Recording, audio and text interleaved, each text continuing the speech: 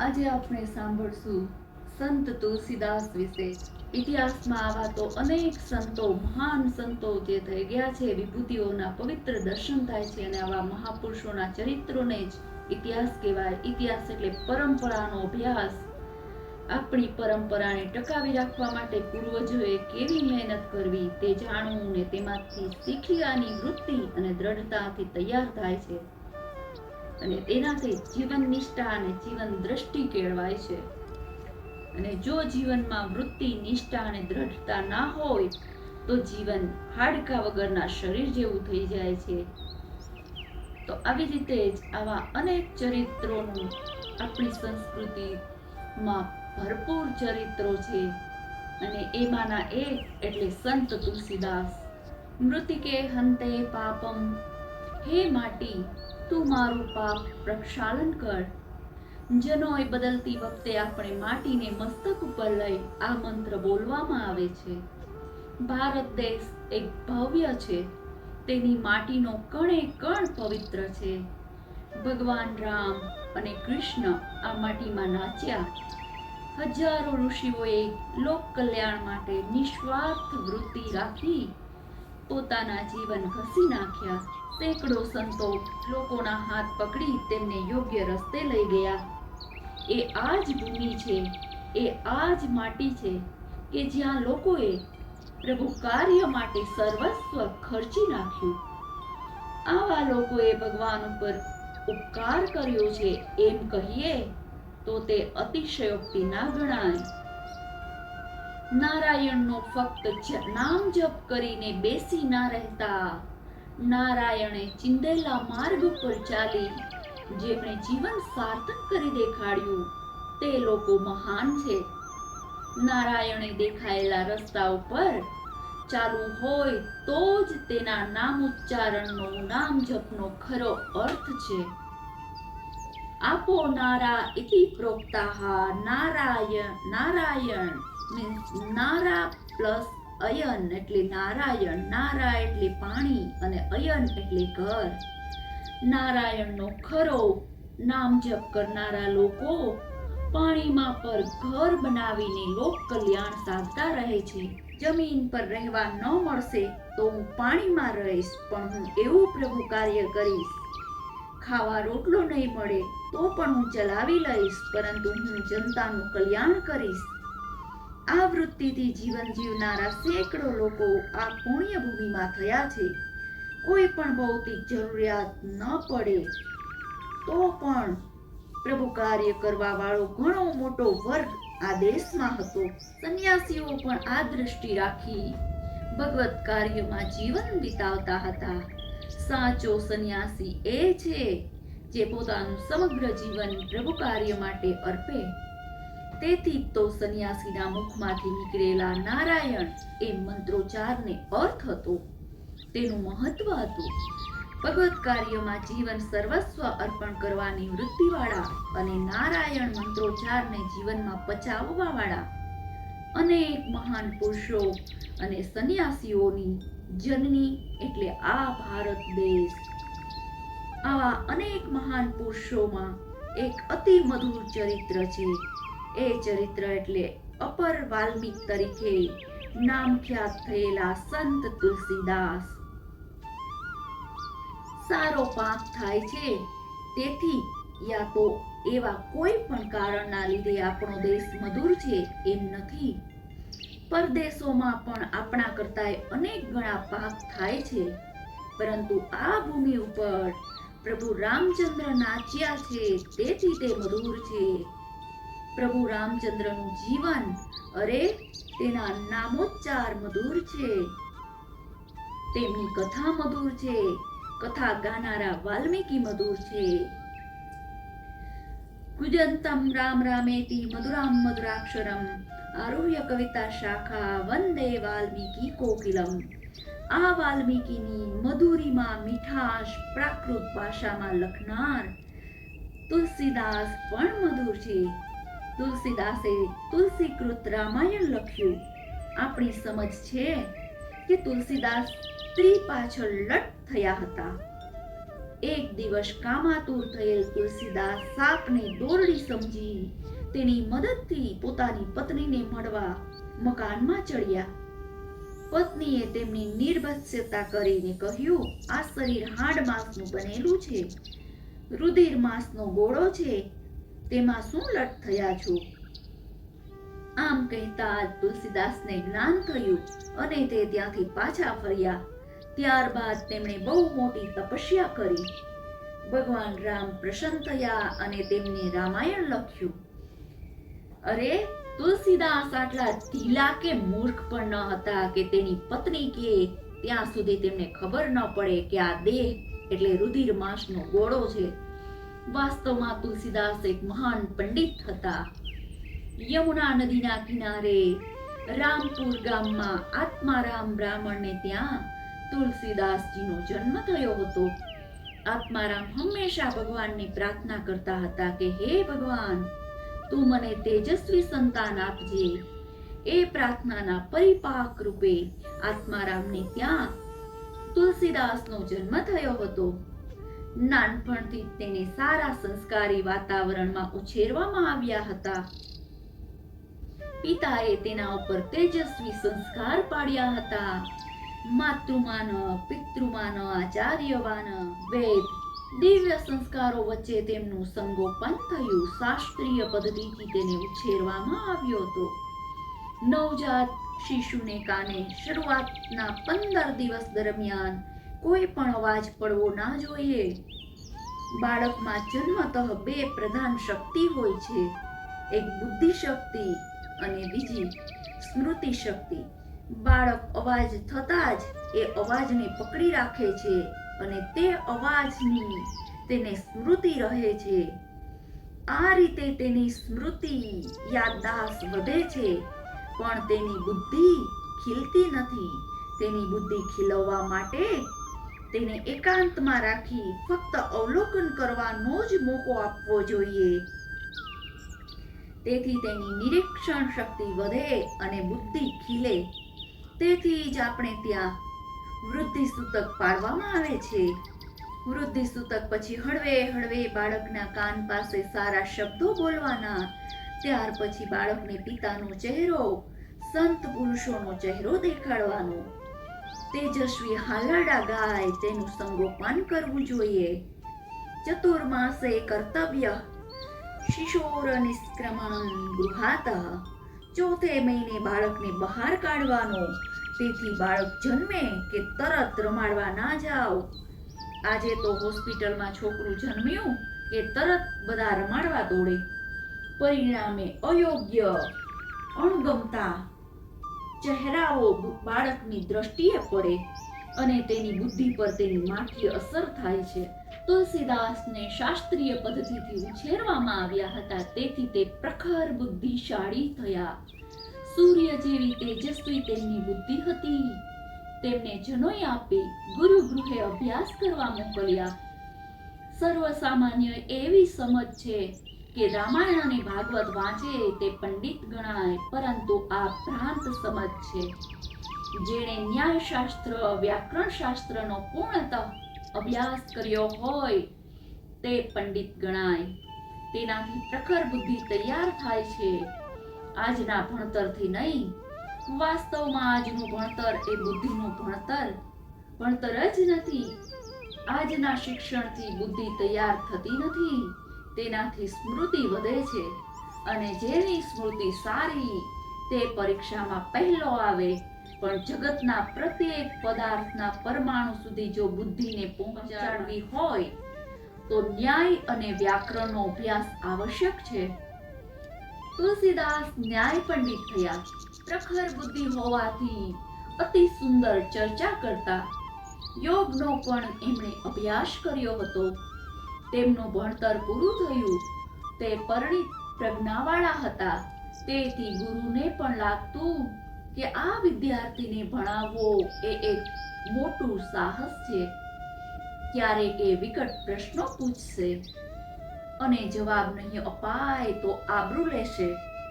ગુરુએ તેને ગૃહસ્થાશ્રમ સ્વીકારવાની આજ્ઞા આપી અને તેને કહ્યું કે તારા પ્રારબ્ધમાં સામાન્ય સ્ત્રી છે, આ સાંભળતા જ તેની અસ્મિતા જાગૃત થઈ અને તેણે કહ્યું કે જગતમાં પ્રારબ્ધ વસાત જો જીવવાનું હોય તો તુલસીદાસ જીવવા તૈયાર નથી, પરંતુ જીવનમાં માનવીને પ્રારબ્ધ નિર્મિત જ જીવવું પડે છે અને પરાધીનતા સ્વીકારવી પડે છે. ગુરુએ કહ્યું, ઈચ્છા શક્તિ અને પ્રભુની આત્મશક્તિ બંને ભેગી થાય તો માણસ ધારેલું કાર્ય જીવનમાં પાર કરી શકે છે. તુલસીદાસે જવાબ આપ્યો. ગુરુએ કહ્યું કે તુલસીદાસ, આ બંનેની વચ્ચે પ્રારબ્ધ શક્તિ આવીને ઊભી રહે છે. જેના ફાનસના ગોળા ઉપર મેષ ચડવાથી પ્રકાશ ઝાંખો પડે, તેમ આ પ્રારબ્ધ શક્તિ વચ્ચે આવવાથી કાં તો ઈચ્છા શક્તિ મોડી પડે, કાં તો આત્મશક્તિ ફીકી થાય છે. પ્રારબ્ધ કર્મ શક્તિ ઉપર આધારિત છે, તેથી તો તે જળ છે. માનવી ઈચ્છા શક્તિથી અને આત્મશક્તિથી તેનું મોઢું ફેરવી શકે છે. તુલસીદાસે જવાબ આપ્યો. તુલસીદાસે પોતાની ઈચ્છા શક્તિથી અને આત્મશક્તિથી પ્રારબ્ધ શક્તિ ઉપર વિજય મેળવ્યો અને રત્નાવલી નામની ત્રૈલોક્ય સુંદરી જોડે પરણ્યા. કર્મની જળ શક્તિ અને ચૈતન્ય શક્તિનો એ વિજય હતો. સર્વસામાન્ય રીતે બુદ્ધિના પ્રખર તેજમાં શ્રદ્ધાનું ફૂલ કરમાઈ જાય છે. તેથી જ આપણા શાસ્ત્રકારોએ ખાસ ભાર દઈને કહ્યું છે કે શ્રદ્ધાના ફૂલને જાળવી રાખો. શ્રદ્ધામ મેઘામ યશઃ પ્રજ્ઞામ. શ્રદ્ધા અને મેઘાનો સમન્વય સદાય તો જ જીવનમાં યશ મળે. તુલસીદાસની પ્રખર બુદ્ધિના કારણે તેની શ્રદ્ધાનું ફૂલ ચીમડાઈ ગયું હતું. તુલસીદાસ પંડિત હતા, કર્તૃત્વવાન હતા, પરંતુ તેમનું જીવન દૈવી ન હતું. તેથી ગૃહસ્થાશ્રમ કર્યા પછી રત્નાવલી જ તેમનું જીવનનું સર્વસ્વ લાગવા માંડી. રત્નાવલી સિવાય બીજું કંઈ તેમને સૂઝતું જ ન હતું. પિતાને ખુશ રાખવા તે પૂજા પાઠ, સેવા વગેરે કરતા, પરંતુ તુલસીદાસને એક પ્રકારની ગુલામી જણાતી. એક દિવસ મુશળધાર વરસાદ પડતો હતો. પરસાળમાં બેસી રત્નાવલી ચોખા વીણતી હતી. એટલામાં જ તેના પિયરથી એક માણસ આવ્યો. તેણે રત્નાવલીને તેની માતાએ મોકલાવેલી ચિઠ્ઠી આપી. તેની માતાની તબિયત બહુ જ ગંભીર હતી અને તરત નીકળીને આવવાનો સંદેશો ચિઠ્ઠીમાં હતો. માતાની તબિયતના સમાચાર સાંભળી રત્નાવલી ગભરાઈ ગઈ. તુલસીદાસ કંઈ કામકાજ અંગે બહાર ગયા હતા. તેથી આવેલા માણસ સાથે તે તેના પિયરે ચાલી ગઈ. અડધે રસ્તે રત્નાવલીએ માણસને પૂછ્યું, તમે નીકળ્યા ત્યારે બાની તબિયત કેવી હતી? તેણે કહ્યું, બાને કાંઈ જ નથી થયું, તેમની તબિયત તો સારી છે. તો પછી આવો ખોટો સંદેશો મોકલવાનું કારણ? તુલસીદાસ તારી પાછળ ગાંડા થયા છે અને આવો સંદેશો ના મોકલ્યો હોત તો તને પિયરે આવવા જ ના મળત. તેથી આવો ખોટો સંદેશો મોકલવો પડ્યો હશે. આ જાણીને રત્નાવલીને ખૂબ દુઃખ થયું. આખે રસ્તે એક જ વિચાર તેના મનમાં ઘોળાયા કરતો હતો કે સાંજે તુલસીદાસ ઘરે આવશે ત્યારે તેમને કેટલું દુઃખ થશે. સાંજે તુલસીદાસ ઘરે આવ્યા તો રત્નાવલી ઘરે ના હતી. તપાસ કરતા ખબર પડી કે તેમની માતાની તબિયત બગડી છે, તેથી તે પિયરે ગઈ છે. તુલસીદાસને રત્નાવલી માટે અત્યંતિક પ્રેમ હતો. તેમને થયું કે રત્નાવલીને મળવું જોઈએ, તેથી તેઓ તેમના પિયર ગયા. રત્નાવલીને પણ તુલસીદાસ માટે ખૂબ પ્રેમ હતો. તે તુલસીદાસના વિચારમાં તલ્લીન થઈને અગાશીમાં રાત્રે જાગતી જ બેઠી હતી. ત્યાં એક સાપ લટકતો હતો. આવેશમાં આવેલા તુલસીદાસ તેને દોરડું સમજી ઉપર ચડી ગયા. રત્નાવલીએ પૂછ્યું, તમે ઉપર કઈ રીતે આવ્યા? તે જ તો મારા માટે દોરડું લટકાવી રાખ્યું હતું. તને મારા માટે કેટલો પ્રેમ છે. તને ખાતરી હતી જ કે હું તને મળવા આવીશ જ. રત્નાવલીએ વાંકા વળીને જોયું તો ખબર પડી કે તે સર્પ હતો, દોરડું ન હતું. રત્નાવલી અને તુલસીદાસ વચ્ચે બૌદ્ધિક સંભાષણ થયું. એ બૌદ્ધિક ચર્ચાને પરિણામે તુલસીદાસનું પરિવર્તન થયું. મેણા ટોણા મારીને તેજસ્વી પતિ કોઈ દિવસ બદલાતો નથી, પરંતુ બુદ્ધિથી તેના વિચારો બદલાવી શકાય છે. રત્નાવલીએ આશ્ચર્ય વ્યક્ત કરતા કહ્યું, ઓહો, આહાહા, તમારી મારા માટે આટલી બધી તલ્લીનતા છે કે સર્પ અને દોરડાનો તફાવત પણ લક્ષમાં ન આવ્યો. આટલી તલ્લીનતા ભગવાન મળે તે માટે થાય તો?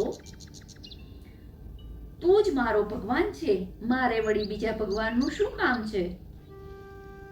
અમે સ્ત્રીઓ પુરુષને દેવ સમજીને પૂજીએ છીએ, તેથી પુરુષનું અધઃપતન સ્ત્રીઓથી સહન થતું નથી.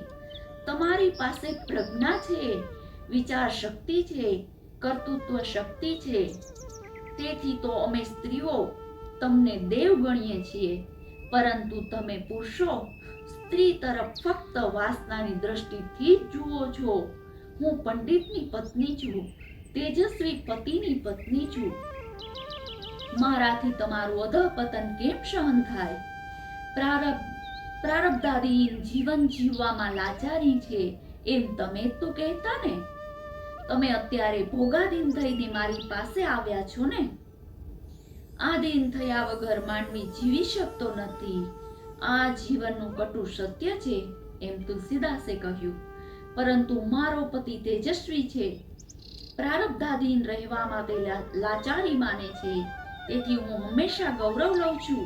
પરંતુ આજે તમે ભોગાધીન થયા છો, તેથી તે તેજસ્વીતા હણાઈ ગઈ છે. રત્નાવલીએ ટકોર કરી, રત્ના, તારી વાત સાચી છે, પરંતુ આધીન થયા વગર માનવી જીવન ચાલતું નથી. એક યા બીજી રીતે માનવીને આધીન થઈને જ જીવવું પડે છે. આ કટુ સત્ય માન્યા વગર છૂટકો નથી. ભગવાને માનવીને ઈચ્છા શક્તિ, કર્તૃત્વ શક્તિ આપી છે. એ ઈશ્વર દત્ત સાધનો વાપરી તમે પરતંત્રતા ઉપર વિજય મેળવી શકો છો. આ તમારી ઈચ્છા શક્તિની બધી ખોટી વાતો છે. માણસ ગમે તેટલી ડંફાસ મારે તો પણ આખરે તો તેણે આધીન થઈને જ જીવવું પડે છે. તમારી વાત સત્ય છે. જગતમાં બહુ જ ઓછા માનવી આ વાત સમજે છે. એમ કહીને રત્નાવલીએ ચર્ચાને જુદો જ વળાંક આપ્યો અને કહ્યું કે પરાધીનતા માન્યા વગર છૂટકો જ નથી. તો પછી ભોગોની પરાધીનતા માનવાની કે ઈશની પરાધીનતા? સર્વસામાન્ય માણસ જ્યારે આપત્તિમાં આવે, અગવડમાં મુકાય, ત્યારે તેને ભગવાન યાદ આવે છે અને પ્રભુ ભક્તિ તરફ વલણ થાય છે અને આખરે અસહાય લાચાર બનીને તે હસે ત્યારે ભગવાનને ગમ્યું તે ખરું કહીને ઈશ પરાધીનતા માન્ય કરે છે. પરંતુ આ કંઈ સાચા અર્થમાં ઈશ પરાધીન જીવન નથી. ઈશ પરાધીનતા માન્ય કરવામાં પણ તેજસ્વીતા હોવી જોઈએ.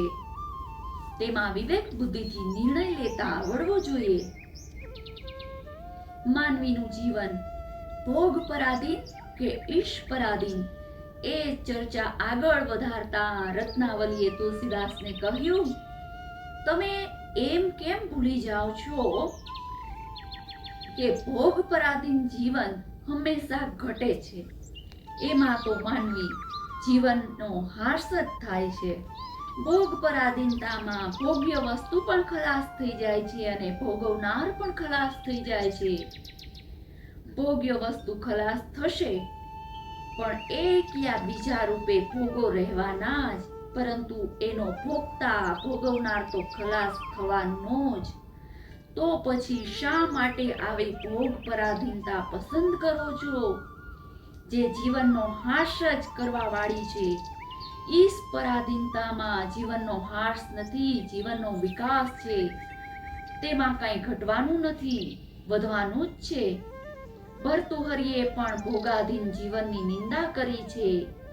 ભોગાના ભુક્તામ વયમેવ ભુક્તાઃ, તપો ન તપ્તમ વયમેવ તપ્તાઃ, કાલો ન યાતો વયમેવ યાતાઃ, તૃષ્ણાના જીર્ણા વયમેવ જીર્ણાઃ.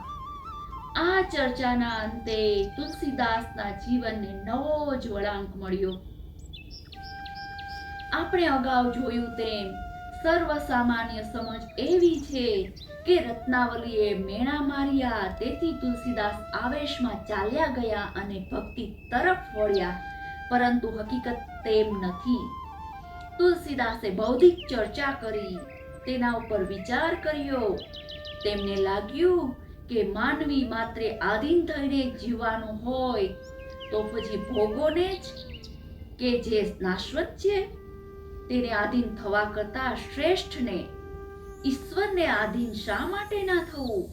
બૌદ્ધિક વિચારણા બાદ તેના જીવનની વિચારધારા બદલાઈ. આ વળાંક આપવામાં રત્નાવલીએ ઘણો મોટો ભાગ ભજવ્યો, એમાં શંકા નથી. પણ રત્નાવલીએ મેણા ટોણા મારી તુલસીદાસનું જીવન બદલ્યું એમ કહેવું બરાબર નથી.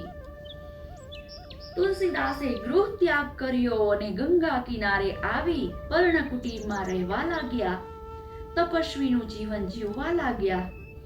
રોજ સવારે ચિત્ત એકાગ્ર કરી જીવન વિકાસ કરતા તેમણે એક સૂંચાયેલો ગોટલો વાવ્યો હતો. રોજ સવારે જંગલેથી પાછા ફરતા તેને પાણી પાતા. તેમનો આ નિયમ બની ગયો હતો. સૂંચાયેલા ગોટલાને શ્રદ્ધાથી પાણી પાતા 12 વર્ષ વીતી ગયા અને ગોટલાના સ્થાને એક સુંદર ઘટાદાર વૃક્ષ તૈયાર થયું. ચિંતેકાગ્રતા, પ્રભુ ભક્તિ અને ભગવત નિષ્ઠાને પરિણામે તુલસીદાસનું જીવન વૃક્ષની જેમ ફૂલ્યું ફાલ્યું. તેમનું જીવન નિર્દોષ તો હતું જ, તેમાં તેજસ્વી ભક્તિનું સામર્થ્ય નિર્માણ થયું. રોજના નિયમ મુજબ તુલસીદાસ એક દિવસ ઝાડ પાસે પાણી પાતા હતા. ત્યારે ત્યાં એક પિચાસ આવ્યો. તેણે કહ્યું, તારી આ એક નિષ્ઠાથી હું પ્રસન્ન થયો છું. બોલ, તને શું આપું? ભાઈ, તું મારા ઉપયોગમાં આવવાનો નથી. મારે જોઈએ તે તારી પાસે નથી. પણ કે તો ખરો કે તારે શું જોઈએ છે? મારે તો રામ જોઈએ છે. મારે રામના દર્શન કરવા છે. શું તું કરાવી શકીશ? અરે, મારી પાસે વળી રામની વાત ક્યાં કરી? એ કઈ મારું કામ નથી. હા, હું તને રામ મેળવવાનો રસ્તો દેખાડું. સામે ગામમાં એક રામ મંદિર છે. ત્યાં રોજ રામની કથા ચાલે છે. તે સાંભળવા રોજ એક ઘરડો આવે છે. તે હંમેશા વહેલો આવે છે અને છેલ્લો જાય છે. તું એને પકડજે. તે તને રામના દર્શન કરાવી શકશે. પિચાસ જેવો પણ ભગવત કાર્યમાં ઉપયોગી થાય છે. ફક્ત આજનો માણસ જ ભગવત કાર્યથી નિર્લેપ રહેવા માંગે છે. ભગવદીય વિચારોથી દૂર નાસ્તો કરે છે. સાંજ પડવાની તુલસીદાસ આતુરતાથી રાહ જોઈ બેઠા હતા. આજે તેમનું તપ ફળવાનું હતું. આજે તેને ભગવાનના દર્શન થશે. આજે તેમનું જીવન કૃતાર્થ બનશે. અને તે પળ આવી. ભગવાન રામચંદ્રની કથા પૂરી થઈ ત્યારે ઘોડો સૌથી છેલ્લો ઉઠ્યો અને હળવે હળવે મંદિરની બહાર નીકળ્યો. તુલસીદાસ તેની પાછળ પાછળ ગયા. ગામ બહાર આવતા તુલસીદાસે તે વૃદ્ધના પગ પકડ્યા. તેમણે ગદગદ કંઠે કહ્યું, પ્રભુ, મને ભગવાન રામચંદ્રના દર્શન કરાવો. મારી આંખો તેમના દર્શન માટે તરસે છે. પણ તું મારા પગ શા માટે પકડે છે? ભગવાન, આ આખી સૃષ્ટિમાં એકમાત્ર તમે જ પ્રભુ રામના દર્શન કરાવી શકશો. તેથી તો તમારી પાસે આવ્યો છું. તુલસીદાસ, ઉઠ, ઊભો થા કહી તે વૃદ્ધે તુલસીદાસને ઊભા કર્યા. એક વાત હંમેશા યાદ રાખજે કે જે ભગવાન સિવાય કોઈની સામે નમતો નથી તે જ ભગવાનને ગમે છે. ઈશ પરાધીન થઈને જીવન જીવનારનું જ પ્રભુનો ભક્ત બની શકે છે. તું તો ચિત્રકૂટના ઘાટ ઉપર બેસજે. તને ત્યાં પ્રભુ રામચંદ્રના દર્શન થશે. બીજે દિવસે વૃદ્ધે કહ્યા મુજબ તુલસીદાસજી ગંગા કિનારે આવીને બેઠા. પરંતુ પ્રભુ રામના તેમને દર્શન થયા નહીં. પ્રભુ રામ આવીને ચાલ્યા ગયા. તુલસીદાસે ચંદન ઘસ્યું, ભગવાને તિલક કર્યું, પણ પ્રભુની ઓળખ ના પડી. બીજે દિવસે તુલસીદાસે તે વૃદ્ધનો પીછો કર્યો અને કહ્યું, તમે તો કહેતા હતા કે તને પ્રભુ રામના દર્શન થશે, પરંતુ તે ક્યાંય થયા નહીં. તે વૃદ્ધે હસતા હસતા તુલસીદાસને થાબડ્યો અને પોતાના મૂળ સ્વરૂપનું દર્શન કરાવ્યું. હનુમાનના દર્શન કરતા તુલસીદાસનું હૈયું ભરાઈ આવ્યું. તેની આંખો આનંદ અશ્રુથી છલકાઈ ગઈ. તેમણે હનુમાનના ચરણોમાં મસ્તક ઢાળી દીધું. તુલસીદાસ, ભગવાન તો ત્યાં આવ્યા હતા, તારી સામે પણ બેઠા હતા, એમ કહી હનુમાને તુલસીદાસને ઉઠાડ્યા. પ્રભુ, જે રૂપમાં હું ઓળખી ના શકું તે રામ મને જોઈતો નથી. તે સર્વત્ર તો છે જ, તેને માટે હનુમાનની શું જરૂર છે? મને તો મારો રામ જોઈએ છે, હું ઓળખું તે રૂપમાં. તું અપર વાલ્મીકી થઈશ, તને પ્રભુ રામના દર્શન જરૂર થશે, કહ્યું હનુમાન વૃદ્ધના રૂપમાં પાછા ચાલ્યા ગયા. ભગવાન, ભગવત કાર્ય માટે એક શક્તિ તૈયાર છે, તે શક્તિને કામે લગાડો. પ્રભુ, તમારા કાર્ય માટે તેને જગાડો, તેને પ્રેરણા આપો. તુલસીદાસને દર્શન આપી તેમનું જીવન કૃત્ય કરો. હનુમાને ભગવાનને વિનંતી કરી.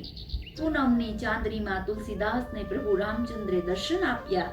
તે દર્શન કરી તુલસીદાસે જીવનની કૃત્યતા અનુભવી. તેમનું અંગે અંગ પુલકિત બન્યું. તુલસીદાસ, તારી પાસે પ્રખર બુદ્ધિ છે, તેને તું ભક્તિનો રંગ લગાડ. તારી ભક્તિ પાંડિત્ય યુક્ત કર અને શેષ આયુષ્ય મારા કાર્ય માટે વાપર. ભગવાનના કહ્યા મુજબ તુલસીદાસ પ્રભુ કાર્ય કરવા લાગ્યા. પોતાનો બધો જ વૈભવ પ્રભુ કાર્ય માટે ખર્ચી નાખ્યો. સેંકડો લોકો તેમની પાસે જીવનના કૂટ પ્રશ્નો લઈને આવતા. તેમને તે માર્ગદર્શન આપતા, જીવનનો સાચો રાહ દેખાડતા.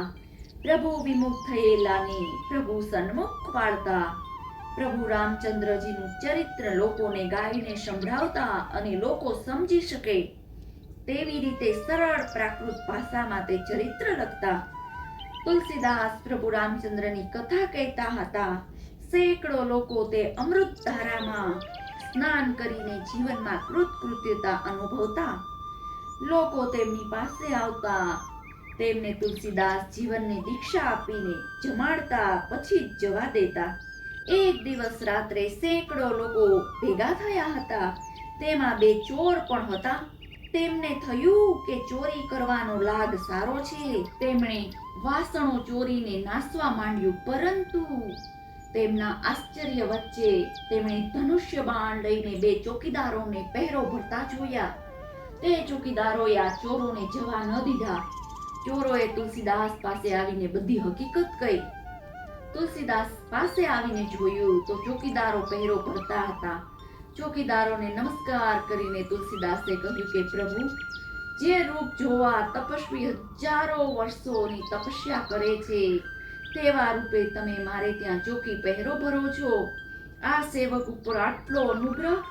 બોલતા બોલતા તુલસીદાસ ગદગદ થયા.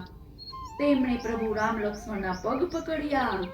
ભગવાને પ્રેમથી તેમને ઉઠાડી તેમના ઉપર અમી દ્રષ્ટિ નાખી અંતર ધ્યાન થયા.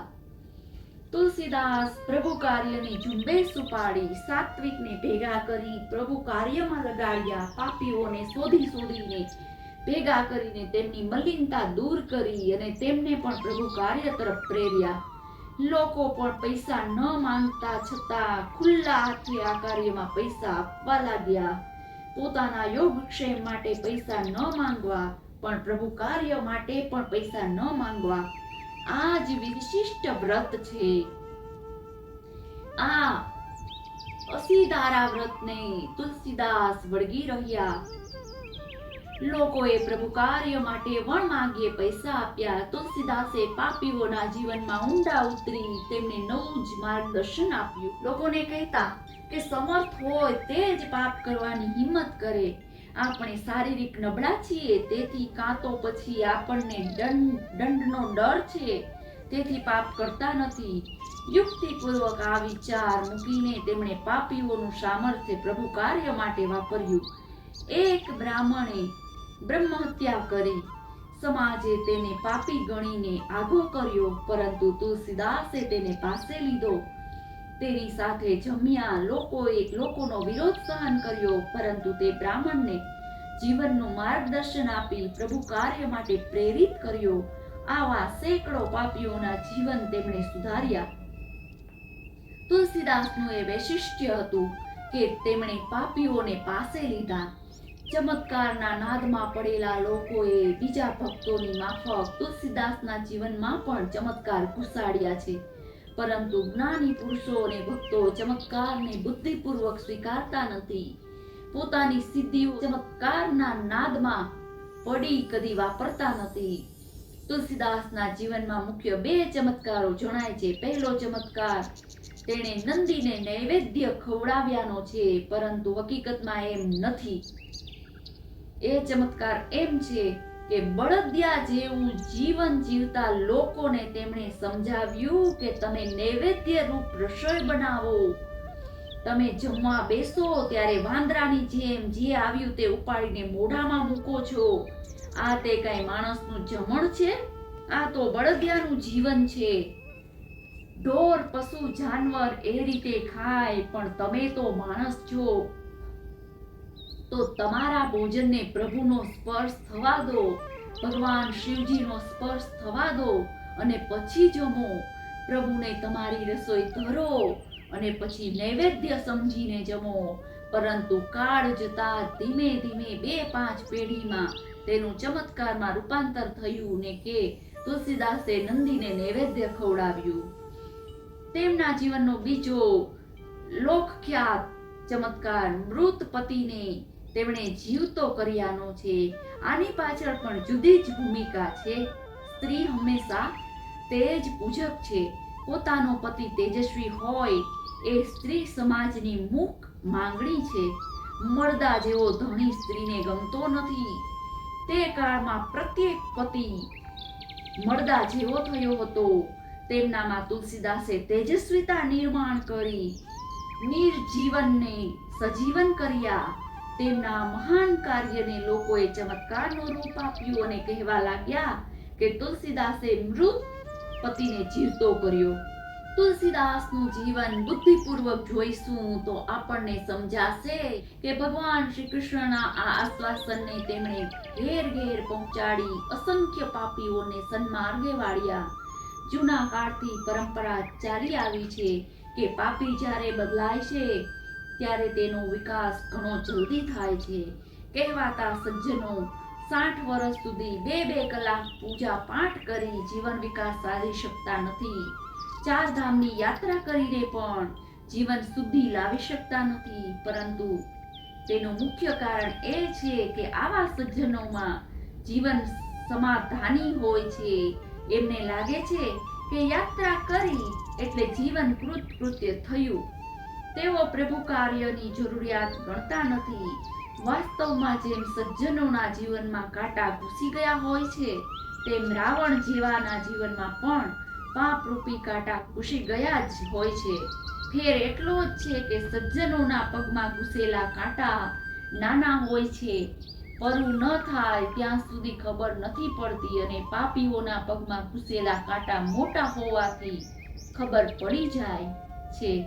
જે સમયે મહારાષ્ટ્રમાં એક નાથે તેજસ્વી ભક્તિની દૈવી ગંગા વહેતી કરી, તે જ વખતે ઉત્તર ભારતમાં તુલસીદાસે પાપીઓનો ઉદ્ધાર કરવાની ઝુંબેશ ઉપાડી હતી. ફરતા ફરતા એક દિવસ તુલસીદાસ મણિકર્ણિકાના ઘાટ ઉપર ગયા, પરંતુ પોતાનું કાર્ય સમાપ્ત થયું જાણી ભગવત પ્રેરણાથી પતિત પાવની ગંગામાં પોતાના દેહનું વિસર્જન કર્યું. અધિરાયથી ઉછળતા ગંગાજીના મોજાઓએ પણ પોતાના આ પનોતા દીકરાને હૈયા સરસો ચાપ્યો. ભાવ રૂપે, વિચાર રૂપે, કાર્ય રૂપે મહાન ચિરંતન બન્યા. જય શ્રી કૃષ્ણ. આ હતું संत तुलसीदास નું चरित्र। यदि आपको यह वीडियो अच्छा लगा है मित्रों, तो अपने परिवार और दोस्तों के साथ भी शेयर कीजिएगा ताकि उसको भी लाभ मिल सके। जय श्री राधे।